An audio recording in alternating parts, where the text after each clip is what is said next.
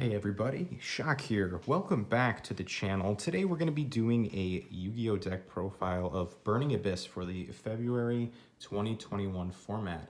I hope you guys enjoy. I'm just going to quickly go through all my card choices and why I picked Burning Abyss. And, there's been a couple changes since January. I did a couple changes like with the main deck list, the concept. I'll kind of talk to you guys about that, but don't forget to comment, like, and subscribe. Thank you guys so much for the support that you gave me for my first Burning Abyss list. And yeah, I'm going to continue to bring these out as well as dinosaur lists and some goat format lists. So don't forget to comment, like, and subscribe, of course, and check me out on Twitch if you guys are interested in any of my Pokemon content.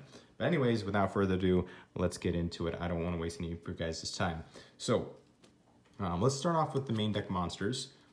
So first off is the 3 Tour Guide. So Tour Guide is the 1-card play starter in the deck. Normal summoning Tour Guide in Uninterrupted is going to get you a IP and a Beatrice, which is obviously a very strong open, and this entire deck essentially is just focused around that 1-card combo. So that's all there pretty much is to it. There's you can search this card with Scarm and a bunch of other different ways to get to this card via your trap cards and all that stuff. So this is your main play starter, obviously. Next up, we have 3 Graf, and I'm just going to talk about the rest of these Burning Abyss all together. So 3 Graf, 3 Scarm, and 2 Seer. So we play the 3-3-2 lineup. Right now, I don't think Seer is that good because I feel like even though we're in a control meta, I do feel like Seer can be a brick quite often. Obviously, Graf and Scarm are the best normal summons. Also, Seer is a pretty good normal summon. So you do want to get those normal summons in if you don't have Tour Guide. Graf, obviously, with any other Burning Abyss, is the 2-card combo, which would be the same thing as normal summoning Tour Guide. Scarm doesn't do that. However, it can set up Disruption, which I will show you in the extra deck, as well as get a Tour Guide search for next turn. And finally, Seer, with any other Burning Abyss, gets you Gravity Controller plus Beatrice, which is still decent. But yeah, overall, these cards are all really good, and they're really good discard fodder as well, which we're really taking a trip back to the past with the discard fodder Burning Abyss cards. So that's it for like your engine cards. And then you're playing 2 Farfa, 1 Alich, and then 1 Barbar and 1 Libic. So this is your rest of your Burning Abyss lineup. Obviously, the 2 Farfa are in there for the disruption, the monster removal, and the ability to OTK. Alich is in here for the effect negation, very similar to what Farfa does, but I think it's nice to play 2 Farfa, 1 Alich, rather than just 3 Farfa. And as you can see from my list, last time I did take out 1 Libic, and I'm playing 1 Barbar. And honestly, I think 2 Libic is still really good, but I needed to cut something for Barbar, and Libic was the only thing I really could do. But I do think Barbar is really nice being able to deal that 900 damage and recur it, and to continue to do that, especially with multiple copies of Seer in the deck. And then Libic is really good because it enables OTKs and stuff like that. But honestly, you should be trying to play around Nibiru when you can.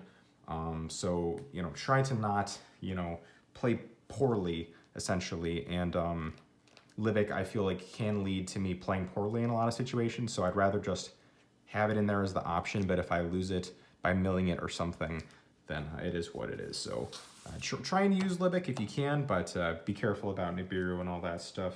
Although it's not very prevalent in the meta right now, which is kind of cool. So anyways, that's the Burning Abyss lineup. So I think 13 BAs and 3 Tour Guide, so that's pretty standard, I think. We're trying to play a more controlled version of BA.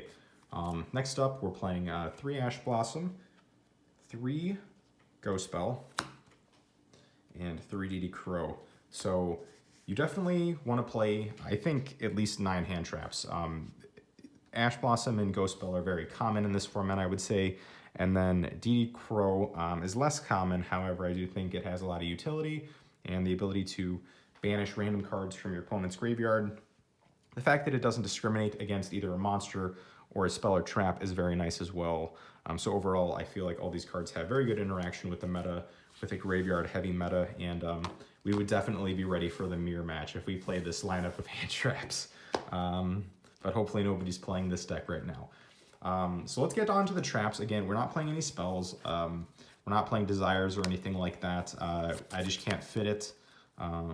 Obviously, the +1's really good, but speaking of +1s, the best +1 in the deck is Fiend Griefing, and we play 3 Trap Trick to search that card out. So obviously, Trap Trick, being able to get any normal trap from your deck to your field and then being able to use it that turn is really good. It is a little bit restrictive, I would say, but as long as you're playing around its restrictions, it's still a good card. And it basically means that you have 3 more Rhoda in your deck, which essentially is what Fiend Griefing is. With 3 Scarm in our deck, you can go Fiend Griefing, shuffle one of your monsters, opponent's monsters in their graveyard into their deck, and then you can send a Scarm, or you could send a Graf, or a Seer, or a Farfa, literally whatever you want, but Fiend Griefing is very good card value for what it is. Speaking of normal trap cards, we are playing the 3 Dinomiscus, and Dinomiscus is insane. You wouldn't even believe me if I told you, but opening this plus the 2-card combo is like way better because it's actually an extender and it does exactly what your IP into Unicorn play would do, but you don't use IP. So at that point, then you can use IP for something else, like possibly even an Apollusa, which is just completely bonkers. So all of these trap cards are very, very good in Burning Abyss and give the deck a lot of versatility. And finally, for the trap cards, we're playing 3 Judgement and 3 Strike. So 3 Judgement, 3 Strike. I think that's pretty self-explanatory. A lot of people are on Strike right now. Some people might not like Judgement as much, but I really, really do like Judgement for the simple ability to be able to protect your other trap cards, as well as like stopping normal summons, which is pretty important for this deck. So, yep, that's actually it for the trap cards and the Burning Abyss list. That's 40 cards. And then we are playing a 15 card extra deck. I'm gonna go through it with you. This is not like concrete, but I do think it's pretty good. So I will go ahead and give you a rundown on my extra deck. And again, I don't have some cards that I would want to play. So keep that in mind as well. But anyways, we're playing the 1 Beatrice. Obviously this card's insane, along with the 2 Dante, and I accidentally dropped a card there. Give me 1 second. The Beatrice and the Dante, obviously they're the main core of the deck. Everything you possibly need. And I don't know if other Burning Abyss players are on this next thing here, but I decided to play one number 3. I'm gonna mess up its name, but it's the number 3, the fake number 3, as my buddy told me. But it's an insect rank 3 named Cicada King that says essentially you can overlay 2 level 3s for it, and then when an effect is activated on the field, a monster effect is activated on the field, you can detach a material, target that card, and negate that effect specifically, and then either change the battle position of one insect monster or increase the defense of one insect monster by 500 defense. So this card just reminds me of Dante like a lot, except it's a disruption instead of Dante milling and being a combo piece. So I feel like it's basically your 3rd Dante, but has a little bit different utility, which I really, really like about it. And I feel like more people should play it in the deck.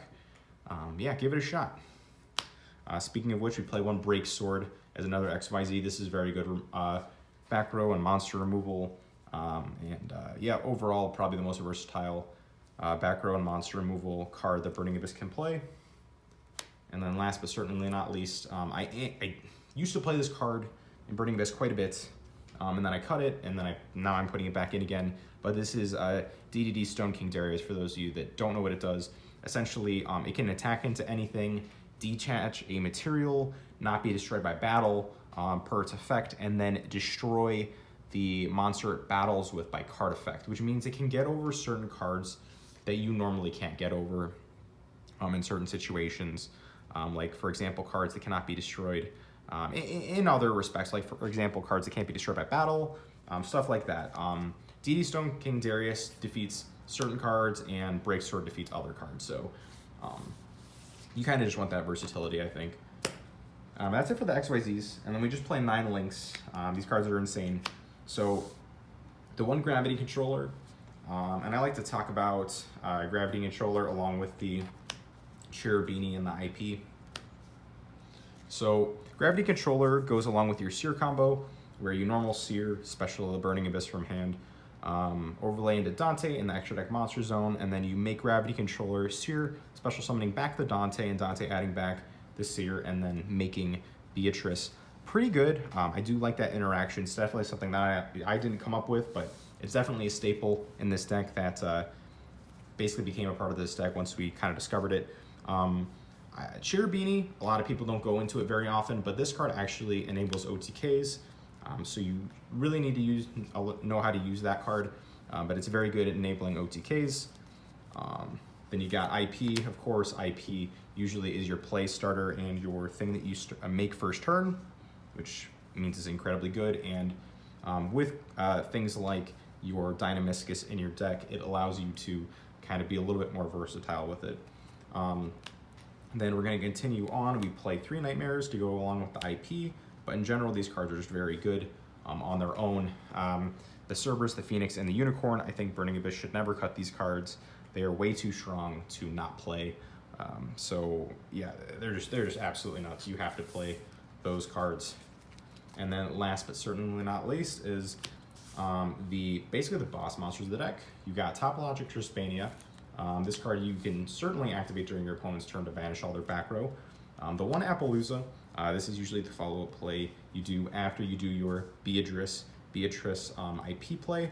But if you don't do that, you are going to do your number 3 play with a tour guide and like a Scarm underneath it, and then possibly follow into Apollusa after that.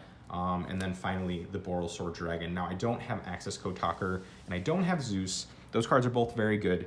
But that being said, I do think that Zeus might be a little bit more of a win more card, whereas this card just goes for a push.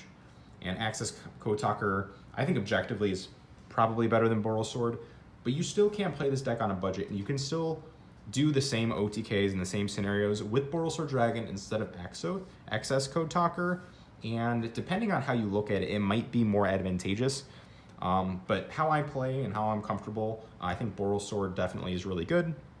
And then, of course, Zeus. I do want to talk about Zeus. It is a very good card, but the problem with Zeus that I see in this deck specifically is that I'm playing a very control-heavy Burning Abyss deck, and Zeus takes all the threats off the field, and sometimes you just don't have an out to like certain cards, and I get that, but also you are trying to like beat your opponent with advantage and stop them from playing, and if they already established their threat that you can't deal with, it's pretty unlikely that you'll be able to win even if you do resolve Zeus, because they can probably have a follow-up play to defeat you after you use Zeus. So I don't know, Zeus feels kind of like Exciton Knight to me from back in the day, where it's not like the best answer to the situation, but overall it's still a very good card. So thanks so much guys for watching. Hope you guys liked the video. Don't forget to comment, like, and subscribe to the channel.